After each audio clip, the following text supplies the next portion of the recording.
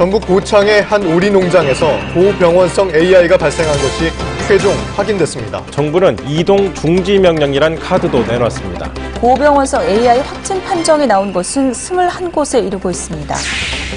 지난 1월 16일 전북 고창의 한 오리 농가에서 고병원성 조류 인플루엔자 발견. 중북과 경남에서 조류 인플루엔자가 발생한 데 이어 최근엔 경기도에서도 조류 인플루엔자 확진 판정을 받았는데요. 점점 확산되는 조류 인플루엔자 때문에 시민들의 두려움도 커져갑니다.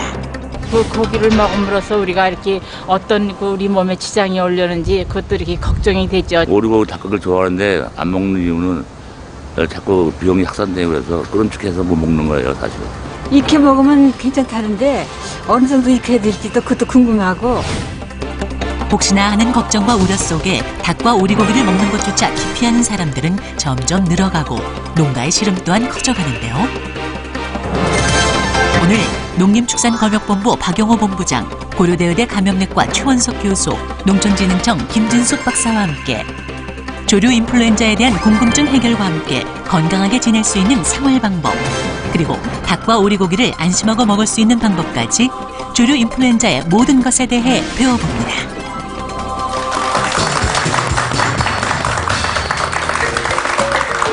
네, 안녕하십니까. 무엇이든 물어보세요입니다. 지난달 17일이었습니다. 전북 고창에서 처음으로 발생한 조류 인플루엔자. 전국적으로 지금 의심 사례, 또 신고 사례가 늘어나고 있습니다.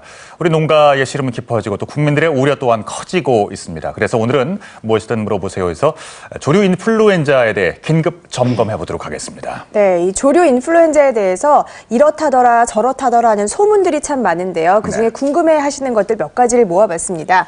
자, 조류 인플루엔자 괴담 진실 혹은 거짓 첫 번째는요. 네. 길거리에 있는 비둘기도 위험하다.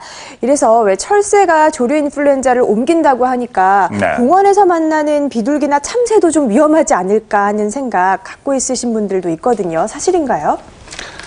정답은 X 아닙니다.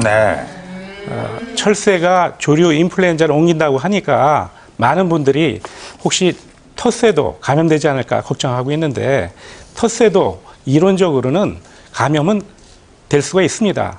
하지만 현재 감염된 농장에 오리나 닭은 완전히 매몰 살처분되고 있고 또 위험지역이라고 생각하는 철새 도래지의 통행도 제한하고 있기 때문에 그런 걱정은 안 하셔도 됩니다. 그리고 감염된 텃새가 사람에 감염됐다는 보고는 이때까지 한 건도 없습니다. 안심하셔도 되시겠습니다. 예. 계속해서 조류 인플루엔자 괴담 진실 혹은 거짓 두 번째 알아보겠습니다. 조류 인플루엔자 공기로도 전염된다. 사실 얼마 전에 설 명절 동안에 고향을 방문하신 분들도 많이 계셨고요. 특히 이럴 때는 인구 이동이 잦다 보니까 참 그리고 철새 도래지나 그 근처를 잠깐 좀 머무르다가 오셨던 분들도 많이 계시거든요. 이거 걱정해야 될까요? 네, 정답은 X입니다. 네. 사람에게 인플루엔자 바이러스가 전파되는 경로는 크게 호흡기 또는 접촉을 통해서 전파가 되는 것인데요. 이 호흡기로 전파되는 것 때문에 공기로도 전파가 되지 않을까 걱정을 하게 되시죠. 그런데 이제 호흡기로 전파되는 경우에는 전파를 일으키는 입자가 얼마나 크냐에 따라서 전파될 수 있는 거리가 달라집니다. 즉 감기를 일으키는 바이러스나 인플루엔자 같은 경우에는 입자의 크기가 커서 멀리까지 가지 못하고요. 대개 1, 2m 정도밖에는 가지 못합니다. 반대로 수두나 홍역, 결핵 같은 경우에는 입자의 크기가 작아서 멀리까지 갈 수 있죠. 조류 인플루엔자도 인플루엔자이기 때문에 전달될 수 있는 거리가 1, 2m 정도밖에 되지 않고요. 그래서 단순히 공기만을 통해서 아주 멀리 떨어져 있는데도 전파가 되지는 않습니다. 그러니까 걱정할 필요 없는 거죠, 그죠? 네. 아니 저도 얼마 전에 강연이 지방에 잡혔는데 그 인근 지역을 잠깐 했는데 저는 괜찮은데 주위에 있는 사람들이 자꾸 아이고 불안하지 하다 보니까 왠지 좀 사람이 그런데 걱정 안 해도 되는 거죠, 그죠? 네, 맞습니다. 그러니까 그런 걱정을 하실 필요가 없다는 거죠. 우리가 감기에 걸린 경우도 생각을 해보면 같은 밀폐되어 있는 공간에서 반복적인 접촉이 있어야지 전파가 되지 않습니까? 이제 조류 인플루엔자도 마찬가지고요.